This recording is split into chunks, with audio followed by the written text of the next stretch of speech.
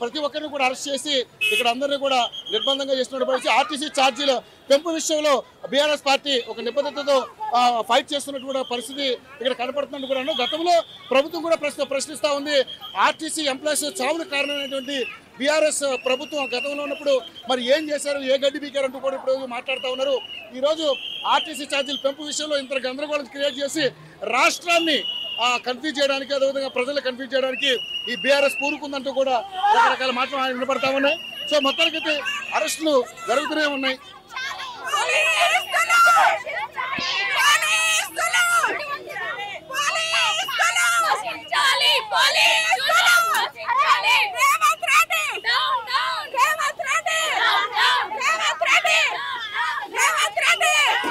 ఇంతమంది రౌడీలాగా రౌడీ అంటే పోలీసు వాళ్ళని పెట్టుకోలేడు, తెలంగాణలో రౌడీలను పెట్టుకున్నాడు మన రేవంత్ రెడ్డి. ఆడవాళ్లకు స్వచ్ఛతంగా మేము కోటీశ్వరాలను చేస్తామన్నా. మొన్న మేయర్ అన్నది ఎక్కడ తెలంగాణలో ఏ ఆడపిల్లకి ఏం జరిగినా మా ప్రభుత్వం ఉంటదని అన్నది. అమ్మా మేరమ్మా నీకు కనబడతలేదా? ఆడవాళ్ళని నడి రోడ్డు మీద ఇంత అమానుషంగా ఇంత పోలీసు వాళ్ళు ఒక్కొక్క ఆడపిల్లని ఏ రకంగా హింసిస్తున్నారో మీకు అర్థమైతలేదా?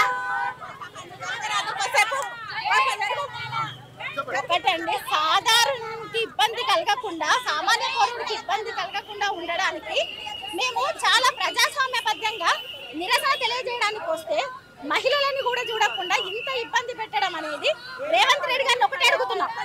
బతుకమ్మగా మహిళల్ని గౌరవిస్తామని చెప్పారు, మీ గౌరవం ఇదేనా అనేది ఒకటి. రెండవది, ఈ రోజు మహిళల్ని ఇబ్బంది పెడుతూ మీరు ప్రజాస్వామ్యం మేము 6 గ్యారెంటీలు కాదు 7 గ్యారెంటీలు ఇచ్చాం, మీకు ప్రజాస్వామ్యంలో ఏదైనా తెలియజేసే హక్కు ఉందని మాట్లాడిన రేవంత్ రెడ్డి గారు ఈ రోజు ఈ రకంగా మీరు మహిళల్ని రోడ్డు మీదకి వెళ్ళి ఈడ్చుకెళ్ళి అరెస్ట్ చేసి సామాన్యుల్ని ఇబ్బంది పెడుతూ అందరినీ ఇబ్బంది పెడుతూ మీరు తీసుకునే నిర్ణయాలను ఖబర్దార్ రేవంత్ రెడ్డి అని చెప్తున్నాం ఖచ్చితంగా.